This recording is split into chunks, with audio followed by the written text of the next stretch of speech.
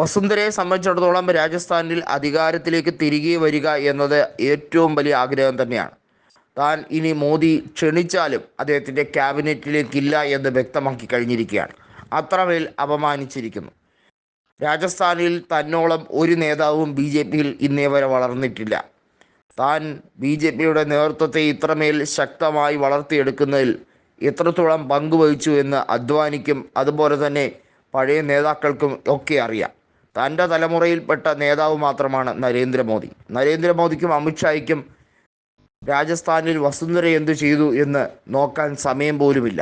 അമിത്ഷായുടെ കാര്യം നോക്കുകയാണെങ്കിൽ അമിത്ഷായൊക്കെ രാഷ്ട്രീയത്തിലേക്ക് വരുന്നതിന് എത്രയോ നാളുകൾ മുമ്പേ രാഷ്ട്രീയത്തിൽ ഏറ്റവും ഉച്ചസ്ഥായിയിൽ നിന്ന വ്യക്തിയാണ് താൻ എന്നാണ് വസുന്ധര രാജെ മാധ്യമങ്ങളോട് പറഞ്ഞിരിക്കുന്നത്. ജയ്പൂരിൽ സർക്കാർ മാറും, അതിന് ഒരു സംശയവുമില്ല. നിലവിലെ സർക്കാർ തകിടം മറിയാനുള്ള എല്ലാ സാധ്യതയുമുണ്ട്. അതിന് ബി ജെ പി തന്നെ ചുക്കാൻ വഹിക്കും എന്ന ഒരു അപായ സൂചനയായി തന്നെയാണ് വസുന്ധര കാര്യങ്ങൾ വ്യക്തമാക്കുന്നത്. സച്ചിൻ പൈലറ്റ് വളരെ മാന്യനായ ഒരു നേതാവാണ്. അദ്ദേഹത്തിന് രാജസ്ഥാൻ്റെ തുടിപ്പ് എന്താണെന്നറിയാം. അദ്ദേഹം മുഖ്യമന്ത്രിയായാൽ ഏറ്റവും കൂടുതൽ സന്തോഷിക്കുക താനാണ് എന്ന രീതിയിൽ തന്നെയാണ് വസുന്ധര രാജ വ്യക്തമാക്കിയിരിക്കുന്നത്.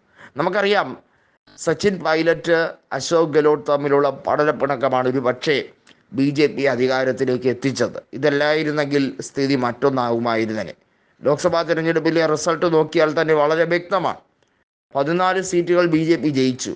പക്ഷേ 11 സീറ്റുകൾ ഇന്ത്യ മുന്നണി കൊണ്ടുപോകുന്ന ഒരു കാഴ്ചയാണ് കണ്ടത്. അതിൽ 8ഉം ഇന്ത്യൻ നാഷണൽ കോൺഗ്രസ് ആണ് ജയിച്ചത്. കോൺഗ്രസിനെ സംബന്ധിച്ചിടത്തോളം പിടിമുറുക്കേണ്ട സമയമായി കഴിഞ്ഞിരിക്കുന്നു എന്നാണ് പൈലറ്റ് അണികളോട് പറഞ്ഞിരിക്കുന്നത്. തെരഞ്ഞെടുപ്പ് ഏത് സമയത്തും ഉണ്ടാകാം.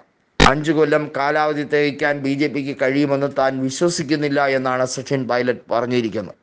അട്ടിമറി എപ്പോൾ വേണമെങ്കിലും സംഭവിക്കാം. നിയമസഭാ തെരഞ്ഞെടുപ്പ് വളരെ വൈകാതെ തന്നെ അവിടെ ഉണ്ടാകാൻ എല്ലാ സാധ്യതയും ഉണ്ട്. അത് 2028 മാറ്റപ്പെടണം എന്ന് ഒരു രീതിയിലും ചിന്തിക്കാൻ കഴിയില്ല. അത്രയേറെ പ്രശ്നങ്ങൾ ബി ജെ പിക്കുള്ളിൽ പുകയുന്നുണ്ട്. ബി ജെ പിയുടെ നേതാക്കളെല്ലാം തന്നെ വസുന്ധരയോടൊപ്പം നിൽക്കുന്നത് കൃത്യമാണ്.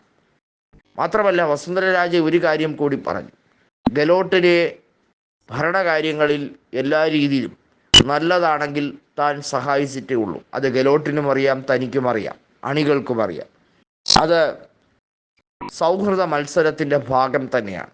അതല്ലാതെ വൈര്യം അതല്ലെങ്കിൽ പകപോക്കൽ രാഷ്ട്രീയമല്ല തൻ്റെതെന്ന് വസുന്ധര ഇതിനോടകം തന്നെ പലപ്പോഴായി പറഞ്ഞിട്ടുള്ളതാണ്.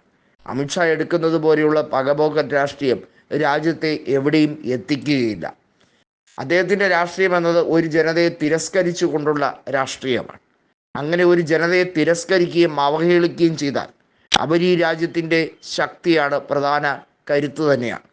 അവരെ അംഗീകരിക്കാതിരുന്നാൽ അവർ മുഖ്യധാരയിൽ നിന്ന് മാറും എന്ന് കരുതുന്നവരാണ് പമ്പര വീട്ടികൾ. അത് ജനങ്ങൾക്ക് മനസ്സിലായി കഴിഞ്ഞിരിക്കുന്നുവെന്ന് വസുന്ധര വ്യക്തമാക്കി.